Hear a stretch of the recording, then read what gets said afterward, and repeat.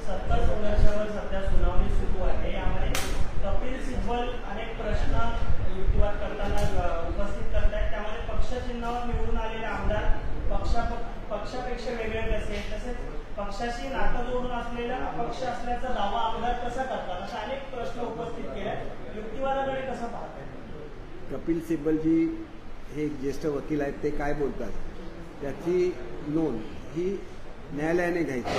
त्याच्यावर उत्तर देण्यासाठी मी ही प्रेस कॉन्फरन्स बोलवलेली नाही आहे. जो एक गैरसमज करून दिला जातो की शिवसेनेचं सेनाभवन आम्ही ताब्यात घेणार आहोत, त्याच्यानंतर वेगवेगळ्या शाखा आम्ही ताब्यात घेणार आहोत, आणि पार्टीचा जो फंड आहे तो सुद्धा ताब्यात घेणार आहोत, हे संपूर्णपणे 100% खोटं आहे. सहानुभूती मिळवण्यासाठी ज्या युक्त्या या उद्धव साहेबांकडून केल्या जातात त्याचा हा एक भाग आहे. आणि त्याच्यामुळे मी ज्यावेळेला ह्या संदर्भात शिंदे साहेबांशी बोललो त्यावेळेला शिंदे साहेबांनी मला जे सांगितलं ते महाराष्ट्राच्या जनतेला कळलं पाहिजे की आम्ही सेनाभवनकडे एखाद्या मंदिराप्रमाणे बोलतो आणि सेनाभवनाच्या समोर बाळासाहेबांचा जो फोटो आहे त्याला नमस्कार केल्याशिवाय आम्ही कधी पुढे जात नाही. त्याच्यामुळे असं करणाऱ्यापैकी आम्ही मुळातच कार्यकर्ते नाही आहोत. आमचे नेते अशा प्रकारचे नाही आहेत. आम्हाला काहीही नकोय. आम्हाला बाळासाहेबांचा विचार पाहिजे. बाळासाहेबांच्या विचारावर आम्ही चालणार. आणि एक गोष्ट सगळ्या शिवसैनिकांना सांगतो, सगळ्यांनी नोंद घ्या की इलेक्शन कमिशन जे नॉर्म्स घालून देते ते लोकशाहीला पूरक असेच नॉर्म्स असतात. आणि त्याच्यामुळे एकेकाळी आदरणीय बाळासाहेबांचा सुद्धा असा विचार होता की मला लोकशाही मान्य नाही, मला निर्णय घ्यायला आवडतात, असे त्यांचे विचार होते. परंतु ज्या वेळेला इलेक्शन कमिशनने त्यांना सांगितलं त्यावेळेला 1999 सालामध्ये त्यांनी आपल्या पक्षाची घटना बदलली आणि अधिकार हे शिवसैनिकांना दिले, नेत्यांना दिले, उपनेत्यांना दिले आणि एक लोकशाहीची प्रक्रिया ही त्यांनी शिवसेनेमध्ये आणली. कारण त्यांचं खरं प्रेम हे शिवसैनिकांवर होतं. परंतु 2018 सालामध्ये उद्धव साहेबांनी ही घटना बदलली आणि हे दिलेले सगळे अधिकार काढून घेतले आणि आपल्या एकट्याच्या हातामध्ये ठेवले. आज सुद्धा हेच चालू आहे की माझी बिल्डिंग, माझं सेनाभवन, माझी मातोश्री, माझा पक्षाचा निधी. मग त्याच्यामध्ये शिवसैनिकाचा रोल काय आला? शिवसैनिक असा असतो की शिवसैनिक हा वडापाव खालून काम करत असतो. त्याला ना तर पैसे पाहिजे, परंतु त्याच्या हक्काचे जे पैसे आहेत जे त्यांनी वर्गणी म्हणून भरले शिवसेनेकडे ते सुद्धा तुम्ही जर व्यक्तिगत नावावर वळवणार असाल तर ती तुमची काम करायची पद्धत झाली. आम्हाला अशी काम करायचं नाही आहे. आम्ही बाळासाहेबांच्या विचारावर चालणार. बाळासाहेबांनी जे हिंदुत्वाचा विचार दिलेला आहे त्याच्यावर चालणार. मराठी माणसाच्या हिताचा जो विचार दिला आहे त्याच्यावर चालणार. आणि म्हणून ज्या ज्या ठिकाणी शिंदेसाहेब जातात, मी काल कोल्हापूरमध्ये होतो, लोकांची प्रचंड गर्दी असते, गॅलरीमध्ये उभे राहतात, फुलं टाकतात. त्यांना असं वाटतं की बाळासाहेबांचे विचार कोणीतरी जिवंत ठेवलेले आहेत आणि काँग्रेस राष्ट्रवादीने जे त्यांचं स्वप्न होतं की आम्ही शिवसेना संपवणार, हे स्वप्नसुद्धा शिंदेसाहेबांनी पुरं व्हायला दिलेलं नाही आहे. आणि त्याच्यामुळेच यावेळेला ज्यावेळेला ग्रामपंचायतीच्या निवडणुका झाल्या त्यावेळेला पहिल्या क्रमांकावर भाजप होतं आणि दुसऱ्या क्रमांकावर शिवसेना होती. त्यावेळेला बाळासाहेबांची शिवसेना आणि आताची खरी शिवसेना. आणि ज्यावेळेला उद्धवसाहेब मुख्यमंत्री होते त्यावेळेला शिवसेना 5व्या क्रमांकावर होती. आणि त्याच्यामुळे एक लक्षात घेतलं पाहिजे की बाळासाहेबांच्या विचाराबरोबर महाराष्ट्राची जनता आहे. आणि म्हणून बाळासाहेबांनी ही युती बनवली होती 25-28 वर्षापूर्वी आणि त्या युतीचं त्यांनी जे तत्व घालून दिलेलं आहे त्याच्यावर चालून आम्ही महाराष्ट्रामध्ये एकत्र काम करणार.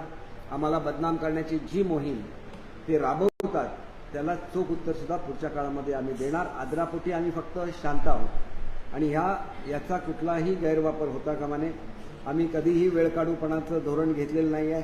प्रत्येक ठिकाणी गेल्यानंतर वेळ मागून घेणं, वेळ काढणं आणि त्याच्यामधून आपल्याला सहानुभूती निर्माण करणं हे आता बस झालं. 2.5 वर्षांमध्ये जनतेसाठी काय केलं ते सांगा. आम्ही 6 वर्षांमध्ये जे निर्णय घेतलेले आहेत तुम्ही ते 6 वर्षामध्ये सुद्धा घेऊ शकला नसता. एवढे निर्णय आम्ही घेतोय. आम्ही महाराष्ट्राच्या जनतेच्या हिताच्या दृष्टीने कटिबद्ध आहोत. आम्ही शिवसैनिकाच्या हिताच्या दृष्टीने कटिबद्ध आहोत. आणि ज्यांना शिवसैनिकांचे फक्त पैसे पाहिजेत, त्यांनी उभ्या केलेल्या इमारती पाहिजेत, त्यांना खुशाल त्या इमारती उपभोगून दे. परंतु जे शासनाचं आहे, जे आम्हाला पक्ष म्हणून आमचा त्याच्यावर अधिकार आहे, त्याच्यामध्ये कुठेही त्यांची मालकी नाही आहे. शासनाने या दिलेल्या फॅसिलिटीज असतात आणि त्याच्यावर अधिकार शिवसेना म्हणून आमचाच आहे आणि तो अधिकार आमचाच राहणार.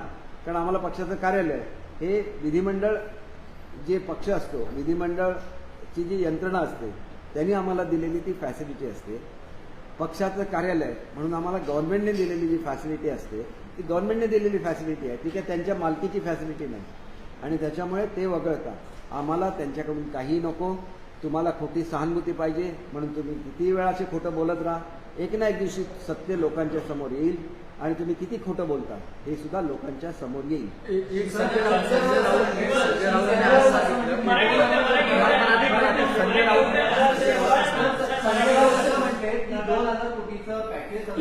आणि कालपासून नगरसेवकांपासून शाखाप्रमुख एक रेड कार्ड तयार करण्यात आला आणि तसे पैसे एक असं आहे की श्री संजय राऊत यांच्यावर जी जबाबदारी पवार साहेबांनी सोपवलेली होती ते पूर्ण कदाचित केली नाही त्यांनी, म्हणून ते असं बोलत असतील. त्यांनी शिवसेना पूर्ण संपवण्याचा ठेका घेतलेला होता, परंतु हा ठेका ते पूर्ण करू शकले नाहीत. कारण मुळातच ते उद्धव साहेबांचे नाही आहे हे त्यांना ज्यावेळेला कळेल. आणि अनेक लोकांशी त्यांनी तसं बोलून दाखवलेलं आहे की मी या बापलेकांचं नाही आहे, मी पवारसाहेबांशी एकनिष्ठ आहे, हे त्यांनी अनेक वेळा बोलून दाखवलेलं आहे. ते बाळासाहेबांशी एकनिष्ठ होते, परंतु उद्धवसाहेब किंवा आदित्यंशी ते एकनिष्ठ नाही आहेत.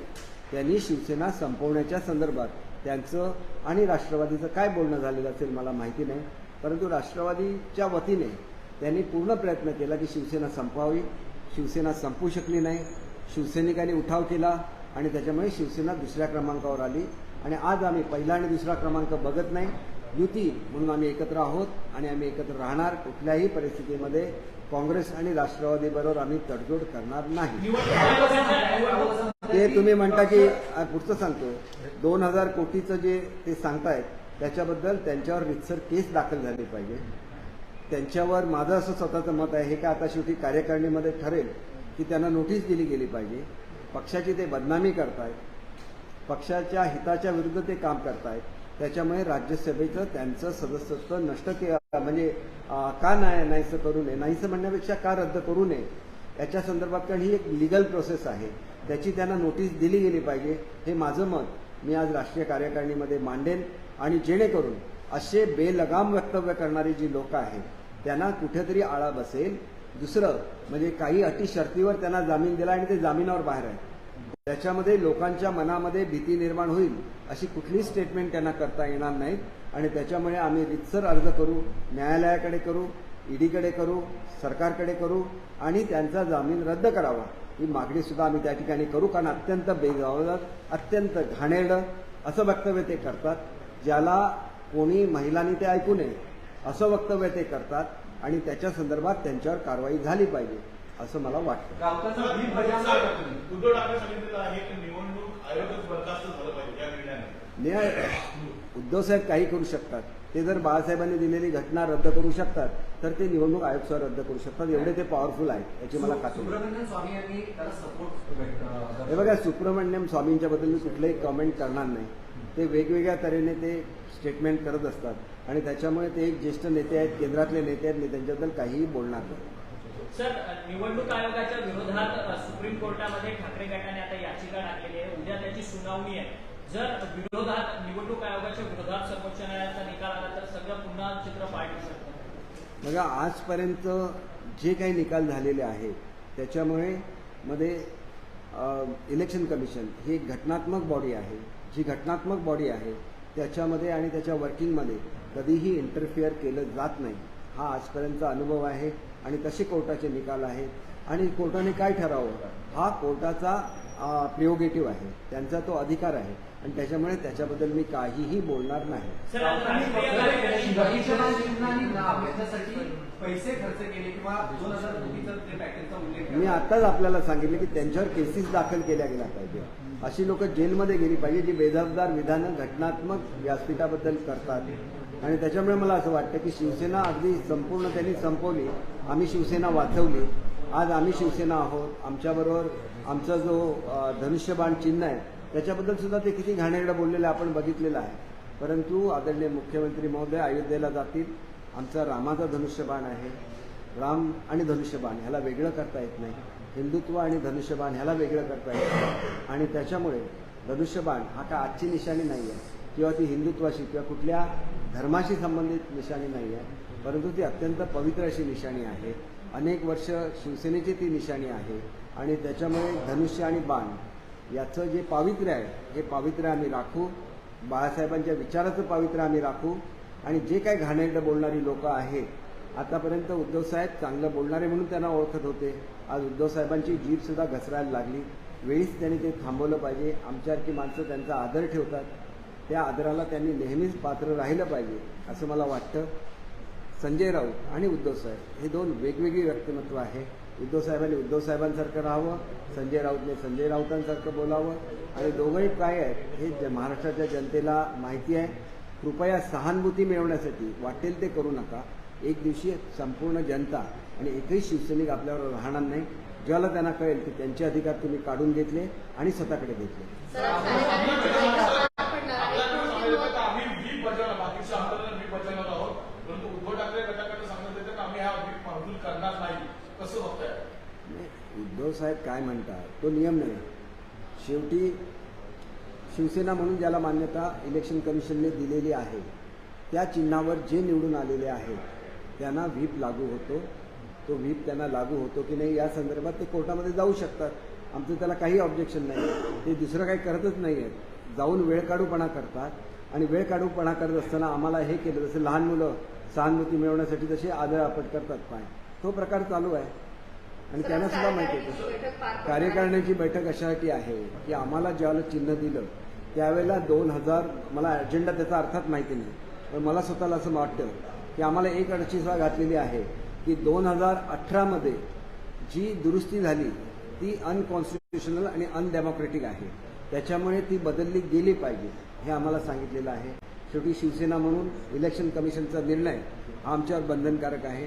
आमची इतरसुद्धा कामं असतात नॅशनल असेंब्लीमध्ये, ती कामं आम्ही करू आणि आम्ही लोकशाहीच्या प्रक्रियेमध्ये आणि त्या फ्रेमवर्कमध्ये काम करू. यांच्यासारखं करणार नाही. 2018ची घटना दुरुस्ती झाली, त्याला इलेक्शन कमिशनची मान्यतासुद्धा नाही आहे. ते केवढं गंभीर आहे आणि त्याच्यामुळे लक्षात घेतलं पाहिजे की लोकांची खोटी सहानुभूती मिळण्यासाठी काहीही बोलत राहायचं आणि लोकांची सहानुभूती मिळवायची हे कुठेतरी थांबलं पाहिजे. राज्याच्या हिताच्या दृष्टीने कार्य झालं पाहिजे. कुठेही अशी मागणी नाही की आम्हाला कोणाची जनतेच्या हिताचं आहे. प्रत्येक गोष्ट स्वतःच्या हिताची, स्वतःच्या कुटुंबाच्या हिताची जर बोलत राहिले तर मग ते कुटुंबच राहणार, मग तो पक्ष म्हणून शिल्लक राहणार नाही. याची सुद्धा त्यांनी जाणीव ठेवली. आजच्या बैठकीत एकनाथ शिंदे पक्षप्रमुखपद स्वीकारणार का? असं आहे की जे काय लिगली आवश्यक आहे ती सगळी लिगल फॉर्मॅलिटी ह्या नॅशनल एक्झिक्युटिव्हमध्ये करायला लागते आणि ती लिगल फॉर्मॅलिटी आम्ही करू. सर, एकंदरीत शिवसेना पक्ष आणि धनुष्यबाण आपल्याला मिळालेला आहे. आधीच आपल्याकडे इन्कमिंग सुरू होतं, आता इन्कमिंग वाढेल. हे बघा, लोक हे स्वतःहून निर्णय घेत असतात. अनेक लोक दबली गेलेली होती, आता मोकळेपणाने ते समोर येऊ शकतील आणि बाळासाहेबांच्या विचाराबरोबर जाऊ शकतील असं मला वाटतं. शेवटी बाळासाहेबांचा विचार महत्त्वाचा आहे. ज्याला शिवसेना म्हणतो म्हणजे बाळासाहेब म्हणजे शिवसेना, उद्धवसाहेब म्हणजे शिवसेना असं कोण म्हणत नाही. बाळासाहेब म्हणजे शिवसेना हेच आमचं त्यावेळेला म्हणत होतं, आज सुद्धा होतं. आणि उद्धवसाहेबांनी याच्याबरोबरच राहायला पाहिजे. ह्या विचाराबरोबर ते राहिले नाहीत. काँग्रेस राष्ट्रवादीबरोबर केले. बाळासाहेबांच्या विचारापेक्षा त्यांना काँग्रेस आणि काँग्रेसच्या सोनिया गांधी असतील, राष्ट्रवादीचे शरद पवार असतील, हे मोठे वाटायला लागले आणि त्यावेळेला अधोगती चालू झाली असं आम्ही स्वतः समजतो. संसदेतील पक्ष कार्यालय तुम्हाला मिळावं यासाठी तुम्ही पत्रव्यवहार केला होता. तुम्हाला ते देण्यात आलेलं आहे असं उपसचिव सुनंदा चॅटर्जी यांनी पत्र तुम्हाला लिहिले. बरोबर, आमचा तो अधिकार आहे ना. आम्ही ज्यावेळेला इलेक्शन कमिशनने मान्यता दिलेली पॉलिटिकल पार्टी असू तर मग आम्हाला आमचा अधिकार मिळाला पाहिजे. याच्या पलीकडे आम्ही काही चुकीचं मागितलेलं नाही, आम्हाला ते मिळणार. शिवाई ट्रस्टच्या विरोधात जे आहे ते धर्मदाय आयुक्तांकडे तक्रार केली. एखाद्या ट्रस्टचं कार्यालय राजकीय पक्षाला कसं वापरायला देतात असं एका याचिकाकर्त्यांनी योगेश याचिकाकर्त्यांनी याचिका केली. काय म्हणून की एखाद्या शिवाय ट्रस्टचा जो प्रॉपर्टी आहे श्रीदा भवन ज्यांच्या नावावर आहे ते पार्टी ते राजकीय पार्टीसाठी हे बघा, ते हा प्रश्न तुम्ही त्यांना जाऊन विचारला पाहिजे. आम्ही आमची भूमिका स्पष्ट केलेली आहे. आम्हाला न तर शिवसेना भवन पाहिजे, कुठल्या शाखा पाहिजे, आम्हाला फक्त बाळासाहेबांचा विचार पाहिजे आणि त्या विचारावर चालत राहून आम्ही आमचं साम्राज्य पुन्हा उभं करू.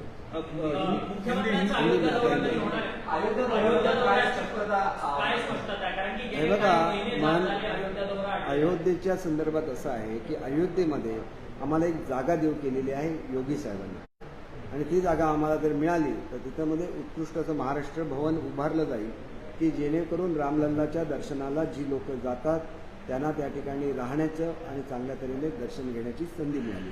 हिंदी में जानना चाहेंगे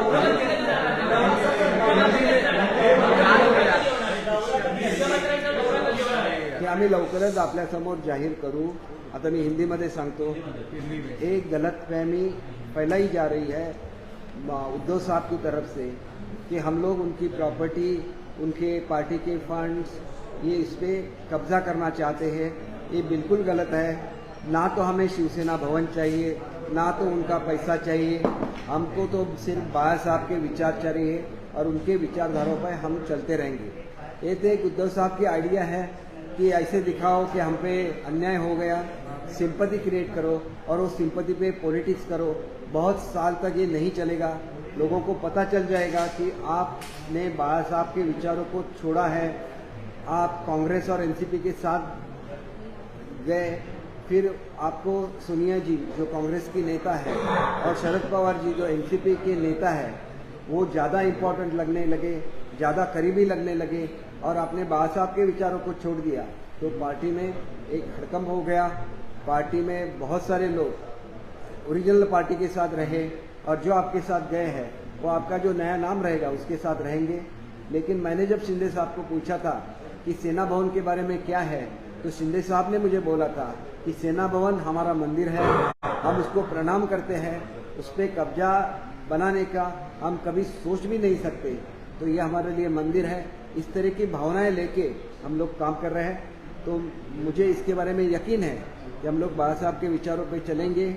और ये जो सिंपैथी क्रिएट करने की कोशिश की जा रही है, जहाँ एनसीपी से लोग ये करते हैं, इंपोर्ट करते हैं, उनको हर जगह पे छोड़ देते हैं, वो बुरी बुरी बातें कहते हैं. उन्होंने बाबा साहब के खिलाफ क्या क्या बोला ये भी शिवसैनिकों को बोलिए. फिर उस प्रवक्ता को वो अपने शहर में प्रवेश भी नहीं देंगे. इतनी गंदी बातें. यही जो उनकी प्रवक्ता लेडी है, इन्होंने बाबा साहब के बारे में बोली है, हिंदू देव देवता के बारे में बोले हैं. तो वो सब भूल के आप उनको ही अपने करीब लाते हैं. तो एक तरह से बाबा साहब के विचारों का कोई भी अधिकार आपके पास अभी नहीं है. वो अधिकार हमारे पास है. हम ही शिवसेना है, हमारे पास ही निवडणूक का धनुष्य बाण का चिन्ह है और हम उसकी पवित्रता को कायम रखेंगे. एक सवाल ये है कि जिस तरीके से संजय राउत लगातार कह रहे हैं, अभी आज उन्होंने कहा कि आप लोगों ने एक एजेंट की नियुक्ति की है, वो एजेंट उनके पार्टी से लोगों को 2 करोड़ रुपए में नगर सेवक, 50 करोड़ में विधायक, 75 करोड़ में सांसद और 50 लाख में शाखा प्रमुख खरीद रहा है. ये क्या होता है कि जो लोग सोते हैं ना वो सपने देखते हैं, तो उनको बहुत सारी फुर्सत रहती है, तो ये सोए हुए रहते हैं. जो संजय राउत है सुबह जाग जाते हैं, फिर आपके पास 9 बजे आ जाते हैं. तो उनको जो भी सपने में उन्होंने देखा उसके बारे में वो आपको बोलते हैं, वो हकीकत नहीं है. आप पैसों से कोई भी बिकाऊ नहीं है. महाराष्ट्र की ये भूमि है. महाराष्ट्र को छत्रपति शिवाजी महाराज का आशीर्वाद है, उनके विचारों का आशीर्वाद है. महात्मा गांधी जी का बहुत सारा जो करियर था वो महाराष्ट्र में 70% उनका, साबरमती में 30% और 70% महाराष्ट्र की भूमि में, चाहे वो मणिभवन हो, चाहे वो वर्धा हो, यहाँ पे रह गए हैं. उसकी विचारधारा को हम लोग बिलोंग करते हैं. महात्मा फुले जी के विचारधारा को हम लोग बिलोंग करते हैं. बाबा साहेब आम्बेडकर जी के विचारधारा को हम लोग बिलोंग करते हैं. तो ऐसी गंदी चीजें संजय राउत जैसा ही आदमी बोल सकता है जो एनसीपी का एजेंट है. उनको एक काम दिया गया था एनसीपी की तरफ से कि आपको शिवसेना को खत्म करना है, काम नहीं कर सके, इसलिए उनको भी उसकी सजा एनसीपी की तरफ से दी जाएगी, ऐसे मुझे लगता है. ये तो मेरा एक एजम्पशन है, मैं कोई एक्यूज नहीं कर रहा हूँ. तो वो ज़्यादा करीब पवार साहब के ज़्यादा करीब है, वो उद्धव साहब और आदित्य के करीब बिल्कुल नहीं है. पहले वो बाबा साहब के करीब थे, अभी वो एनसीपी से ज़्यादा करीब है. तो उनको अपना काम करने दीजिए. उनको गंदी बातें करने के लिए उनका जो राज्यसभा का मेंबरशिप है, मुझे ऐसे लगता है, दिस इज माई इंडिविजुअल थॉट, कि उनको एक नोटिस देना चाहिए कि उनको उनका जो राज्यसभा का मेंबरशिप है उसको खारिज क्यों नहीं किया जाए. उनकी बातें फिर समझनी चाहिए और उन पे एप्रोप्रिएट एक्शन लेना चाहिए. दूसरी चीज तो यह है कि ईडी के केस में उनको जो जामीन दिया गया था वो सर्टेन कंडीशन में है और वो कंडीशन को ब्रीच कर रहे हैं और इसलिए ईडी को ये देखना चाहिए, कोर्ट को देखना चाहिए कि अगर वो ब्रीच कर रहे हैं तो उनका जामीन रद्द होना चाहिए, ऐसे भी मुझे लगता है और इसके बारे में आवश्यक कार्रवाई होगी, यही हमारी मांग आज है। राज्य कार्यकारिणी में क्या संजय राउत के खिलाफ, क्योंकि वो पार्टी के विरोध की गतिविधियों पर अंजाम दे रहे हैं, क्योंकि आप लगातार कह रहे हैं कि सब शिव सैनिक हैं, सब धनुष बाण पे चुन के आए हैं। देखिए इसमें यह है कि 1999 में बाला साहब ने सब जो शिव सैनिक है उनको अधिकार दिया था पार्टी के बारे में, नेता को दिया, उपनेता को दिया, फिर वो जो अधिकार दिया था बाला साहब ने 2018 में ये सब उद्धव साहब ने निकाल दिया और खुद को सब अधिकार ले लिए। तो एक गलत बात है जो उन्होंने की है और हमें भी जब शिवसेना हम है तो हमको 2018 का जो अमेंडमेंट है उसको खारिज करना पड़ेगा क्योंकि वो अनडेमोक्रेटिक है। तो हमें नया प्राविधान उसमें लाना चाहिए या तो 1999 का जो घटना है उसको हमें कायम करना है क्योंकि कोई भी अनडेमोक्रेटिक चीज ये इलेक्शन कमीशन टॉलरेट नहीं करती है, भारत का संविधान उसको मान्यता नहीं देता है। इलेक्शन कमीशन का करने की बात कर रहे हैं फिर वो तो खुद भी उनको अगर आप अधिकार दे दो तो वो यहाँ की सत्ता जो महाराष्ट्र के उसको डिसॉल्व कर देंगे, मोदी साहब की जो केंद्र में सत्ता है उसको डिसॉल्व कर देंगे और उनके अगर हाथ में होगा तो इलेक्शन कमीशन को डिसॉल्व कर देंगे और उससे भी वो बड़े हो गए तो शायद वो सुप्रीम कोर्ट को भी डिसॉल्व करने की बात कर सकते हैं। ये बातें ठीक है क्या? इसके बारे में आप सोचिए, ये हाईएस्ट अथॉरिटी है, supreme court is the highest authority, election commission is the highest authority, सरकार एक हाईएस्ट अथॉरिटी है। एक आदमी जो खुद का पक्ष नहीं बचा सका वो उनको डिसॉल्व करने की कोशिश कर रहा है सिर्फ सिंपैथी गेन करने के लिए। वो सिंपैथी गेन करना चाहते हैं, उस पर अपना पॉलिटिकल गेन करना चाहते हैं। आज तो उनका यही उद्देश्य है और हम उसको सफल होने नहीं देंगे।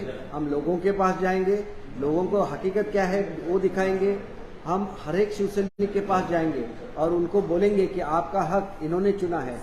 आपने जो वड़ा पाव खा के पैसा बचाया था और मेंबरशिप बनाई थी वो पैसा वो के अकाउंट में अगर वो ट्रांसफर कर रहे हैं तो उसके बारे में भी उनको ज्ञान देंगे क्योंकि ये देना बहुत जरूरी है क्योंकि ये पैसा उनका नहीं है, वो शिवसैनिक का पैसा है, वो जो ऑर्डिनरी शिवसैनिक है उसका पैसा है। मैं ऐसे नहीं बोल रहा हूँ कि उन्होंने ट्रांसफर किया, लेकिन ट्रांसफर करने की कोशिश की जा रही है। इससे सबको बचना चाहिए। जिस तरह से संजय राउत लगातार आरोप लगा रहे हैं, आज आपकी मीटिंग राष्ट्रीय कार्यकारिणी की क्या-क्या चीजों पर प्रस्ताव लाए हैं? पार्टी विरोधी गतिविधियों करने वाले लोगों पर किस तरीके का एक्शन का क्या प्रस्ताव ला सकते हैं आप? नहीं देखिए, संजय राउत तो बहुत छोटे हैं, मैं क्या बोल रहा हूँ, इमीडिएट कुछ रिक्वायरमेंट नहीं है उनके बारे में।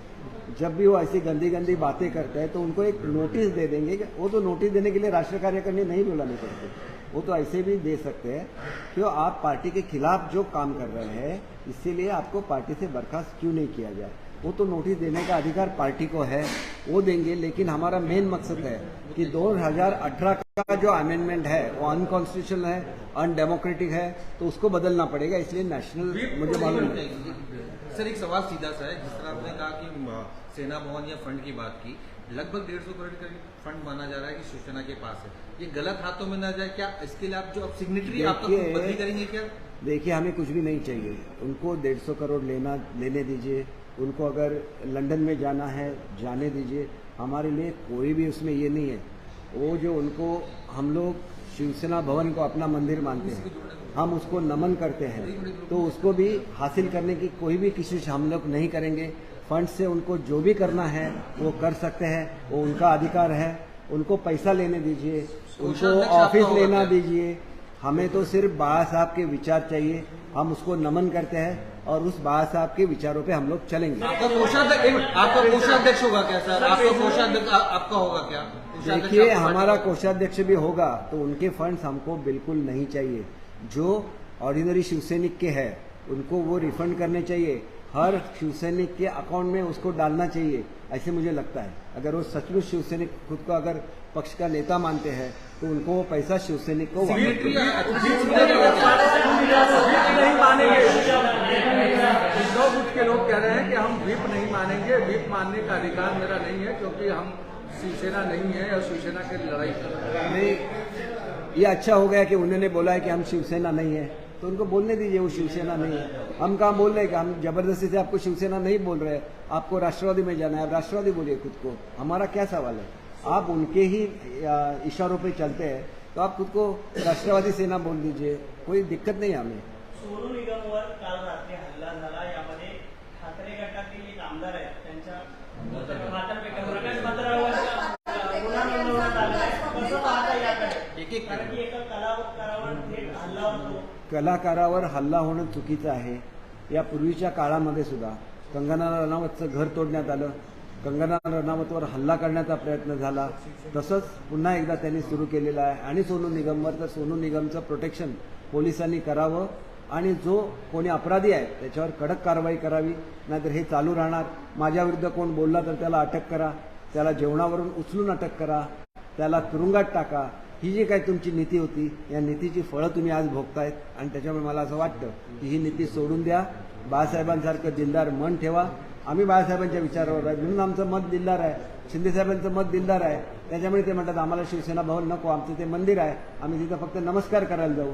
त्याच्यामुळे आम्ही आमचं साम्राज्य उभं करू आणि ते आमचं नसणार आहे, ते शिवसैनिकांचं साम्राज्य असणार आहे आणि त्याच्यावर पूर्ण अधिकार हा सर्वसामान्य शिवसैनिकाचा राहणार है। सोनू निगम पर जिस तरीके से हमला हुआ और फादर फैक्टर पर इस पूरे मामले पर जिम्मेदारी आ रही है कि कहीं न कहीं उनके गुट की तरफ से ये पूरा हमला किया गया, उसे कैसे देखते? देखिए, वो अपने नेता को शायद देखते होंगे कि जब कंगना रनौत ने कुछ बोला तो उन पर हल्ला किया गया, उनको उनके ऑफिस को तोड़ा गया, तो ये उनकी एक नीति है, उस नीति से वो चलते हैं।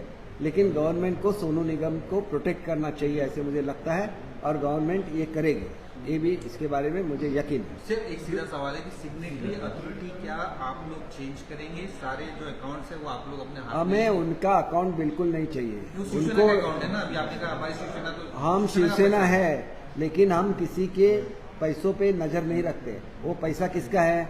वो ऑर्डिनरी शिवसैनिक का पैसा है जो वड़ा पाव खा के काम करता है पार्टी के लिए, और उसकी जब मेंबरशिप की बारी आती है तो वो पैसा दे देता है शिवसेना को। उनको चाहिए कि वो अब शिवसेना नहीं है तो उनको ये पैसा शिवसैनिक को वापस लौटाना चाहिए। आप लोग अपने किताबें में लेके क्या शिवसैनिक के अकाउंट में डालेंगे? नहीं, हम क्यों करेंगे? देखिए, हमारे लिए तो शिवसेना और शिवसेना प्रमुख बाळासाहेब वंदनीय है। हम कुछ भी नहीं करेंगे, हम सिर्फ उनके दिखाए हुए पगडंडी पे कदमों पे चलते रहेंगे और लोगों की सेवा करेंगे। उन्होंने सिखाया है कि 80% सोशल वर्क, 20% पॉलिटिक्स। ये तो 90% पॉलिटिक्स करते हैं। उद्धव साहब, आदित्य साहब, दूसरा कुछ नहीं है उनके पास। कुछ भी डेवलपमेंट की बात नहीं करते हैं, कुछ भी बोल देते हैं और जो बुरी बुरी बातें करते हैं, इसके लिए महाराष्ट्र की जनता उनको माफ नहीं पार्टी का व्हिप जारी होगा, पार्टी का व्हिप जारी होगा तो किस किस पर लागू होगा? कौन कौन से लोग हैं जिन पर पार्टी का व्हिप लागू होगा? देखिए, हम तो ओरिजिनल पॉलिटिकल पार्टी है तो हमारा व्हिप तो रहेगा। अब असेंबली आ रही है तो जिसको करना नहीं है तो ना करे, उनका ऑप्शन है और वो उसके कॉन्सिक्वेंसेस फेस करे। सर, एक शेवटचा प्रश्न, तुम्ही आजच्या कार्यकारिणीमध्ये हा प्रस्ताव ठेवणार आहात का? कारण की जे शिवसैनिकांचे, सामान्य शिवसैनिकांचे पैसे ते पार्टी फंड म्हणून जमा झाले 150 कोटी, ते पुन्हा शिवसैनिकांना ते शिवसैनिकांना दिले जावे अशी मी जाहीर मागणी करतोय आणि त्याच्यामुळे उद्धव साहेबांनी मनाचा मोठेपणा दाखवावा। हे जे शिवसैनिकांचे पैसे आहेत ते शिवसैनिकांना परत करावे अशी मी जाहीर मागणी करतो। पण तुम्ही तुमच्या राष्ट्रीय कार्यकारिणीत आम्ही त्यांच्या पैशाला हात लावणार नाही, आम्ही सेना भवनला हात लावणार नाही, मातोश्रीमध्ये काय असेल तर मातोश्रीला काही करणार नाही। आम्ही अतिशय मातोश्रीला सुद्धा आम्ही नमस्कार करतो कारण ते बाळासाहेबांचं निवासस्थान आहे म्हणून आमच्या दृष्टीने ते मंदिर आहे। शिवसेना भवन बाळासाहेबांचं ऑफिस म्हणून आमच्यासाठी मंदिर आहे। आम्ही कशालाही स्पर्श करणार नाही। त्यांना जर द्यायचं असेल आणि ते वाटत असेल की मी बाळासाहेबांचा वारस आहे तर त्यांनी ते पैसे शिवसैनिकांना परत द्यावे आणि मग शिवसैनिकांनी ठरवावे की हे पैसे कुठे ठेवावे, शिवसैनिकांनी ठरवावे। आम्ही शिवसैनिकाचा पूर्ण आदर ठेवणार आणि आमचा पक्ष हा बाळासाहेबांच्या शिवसैनिकांचा पक्ष आहे आणि स्वतःला शिंदेसाहेब एक शिवसैनिक म्हणवतात, ते स्वतःला। अशाच प्रकारच्या नवनवीन बातम्या पाहण्यासाठी आमच्या चॅनलला सबस्क्राईब करा व बेल आयकॉनवर क्लिक करा।